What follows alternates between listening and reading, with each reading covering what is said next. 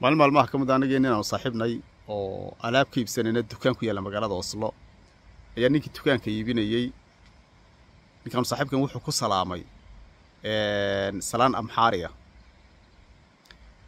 ninkii baa cadhooday ma juuqba ma waranba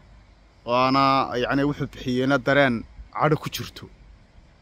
marka waan ka dambeeyay ana la hadlo ninka ku yiri maxaa ka cadhaysiyay inta afun Norwegian kula hadlay maxaa dhacay baan ku yiri maxaa ku helay marka wixii ugu jawaabay sugan af Norwegian marka soo yiri ninkani salaantan igu salaamay baan ka cadhooday buur masala maxaa dhacay waa salaantii dariskiina ku yiri marka ninku yiri tiriyaan buu ahaa marka wuxuu diiday salaantan amxaariga lagu salaamay way aad uga xumaaday shib soo laba dareen iskaliye marka qaar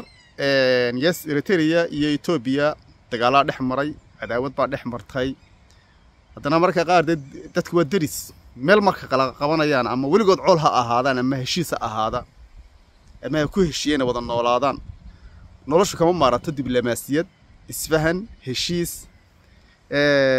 laakiin marka cadaawadu wuxuun bay sii kordhisaa isku dhacyada yana dagaalada soo noqnoqdaan iyo in mantaqadii ama meeshii aan noqon meel nabad iyo xasilooni ay ka jirto laakiin dadku markay dad furfuran yihiin open mind dad maskaxdooda furan tahay oo dhinaca nabadda ka fikiraya dhinaca wanaaga ka fikiraya kama fikirayo salaam baa wax ku dhimaysa laakiin ninkan salaantan markiiba jirku iskiliyay wuxuu xasuustay sidii qof tarooma ku soo kacday oo kale marka yes dagaal dhex maray dadkan way isku dhinteen dhibaato xun baa dhex martay ilaa Ethiopia madax banaanadeeda qaadatay gaaris maxaan jeedaa in Eritrea gaaris u taagtay marka waa calaamad muujinaysa wadamada dariska ahi marka ay nacib yihiin halista ay leedahay dagaalkii Baridoto ka dhex qarxay Pakistan dagan aad iyo aad looga cabsanayay buu ahaa inkastoo markiiba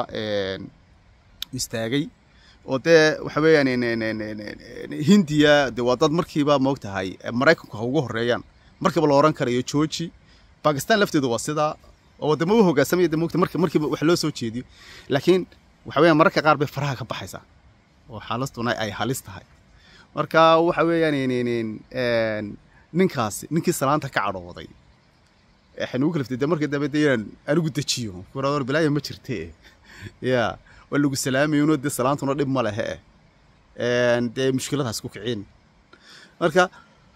wadamadii oo sii wada Eritrea iyo Ethiopia waxay dantooda ku jirtaa dadku inay isfahmaan oo wada shaqeystaan waxa weeyaan Eritrea waxa weeyaan dekad belada muhiima Ethiopia waa landlock wadan xidhan weeyaan marka laakiin hadii ay cadaawadooda iyo dhibaatadooda sii socoto iyagana dhib bay ku tahay mantaqada iyo deegaankana dhib bay ku tahay waqtiga arsala idin haado